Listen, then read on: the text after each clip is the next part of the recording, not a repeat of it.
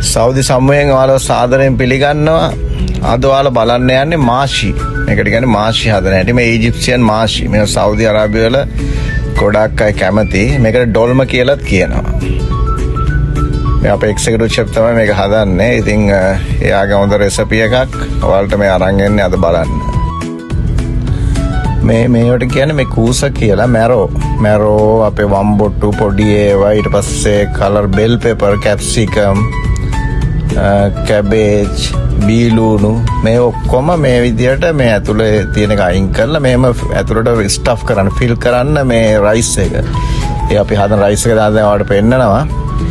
ඒකට තමයි මේ ඔක්කොම හදාගන්නේ.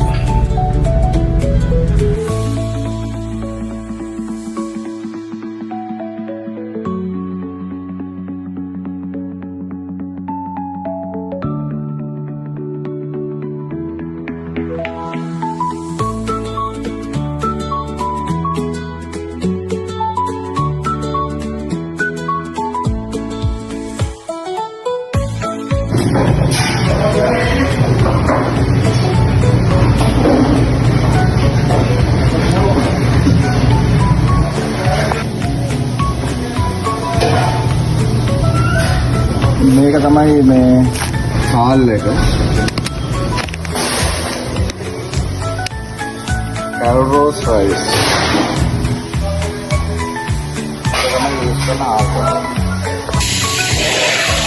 Coriander parsley dill leaves use කරනවා මේක හදන්න මේ මාෂි.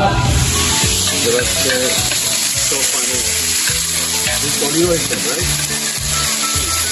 Ghee.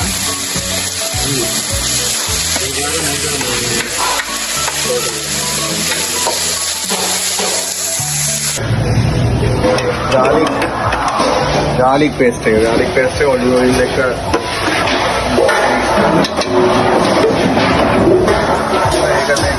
නැති දාලා පැන් එක මේ මොනවද තියෙන්නේ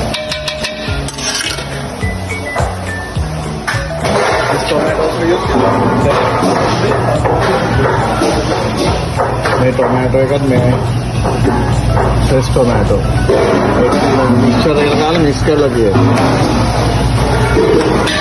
මේ බේ ලීව්ස් මේක දානවා. බේ ලීව්ස් එකකට දාලා සුවඳ දෙන්න. ටොමැටෝ